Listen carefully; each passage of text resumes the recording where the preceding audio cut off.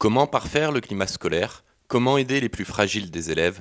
Comment combattre les discriminations? C'est tout l'objet du campus des médiateurs créé voilà 9 ans et qui lutte contre toute forme de violence scolaire. Dalzon a rejoint le campus en 2020, un élément de plus dans l'éducation qu'elle apporte. On a des jeunes qui ont pu très sincèrement présenter des amendements qui sont les leurs en fonction souvent des propres difficultés qu'ils ont vécues.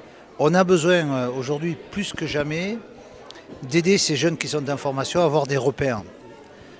Parce que trop souvent aujourd'hui, c'est un constat, la famille c'est malheureusement assez souvent éloignée des décisions éducatives et donc demande à l'école de faire. Et je trouve qu'il est important, dans ce cas-là ou en général, que l'école aussi fasse tilter ces jeunes-là sur un certain nombre de prises de position, sur comment améliorer le climat au quotidien, comment améliorer les relations entre eux. C'est toute une équipe de jeunes qui vient d'être saluée, porteuse d'amendements prochainement débattus aux Nations Unies.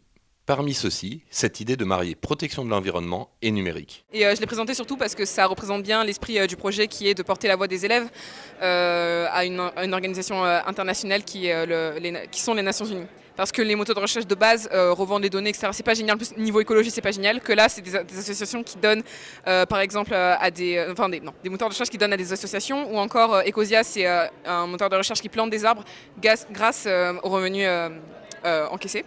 Pour saluer l'initiative, l'Assemblée nationale se servira du sujet et montrera d'évidence que l'idée de solidarité n'est pas qu'un vague sentiment dénué. Très souvent, on dit nous avons une société qui s'individualise, ce qui est parfois vrai, et on entend aussi dans l'écho commun de dire les jeunes ne s'intéressent plus à leur monde, les jeunes ne s'intéressent plus à leur pays. C'est faux, et on l'a vu aujourd'hui.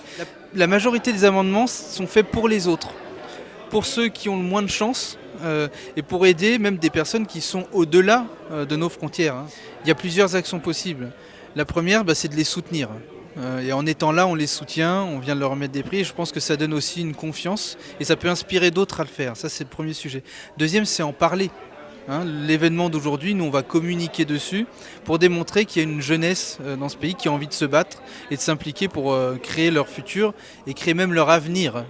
À la rentrée prochaine, ces jeunes s'envoleront pour Salt Lake City à la rencontre de l'ONU.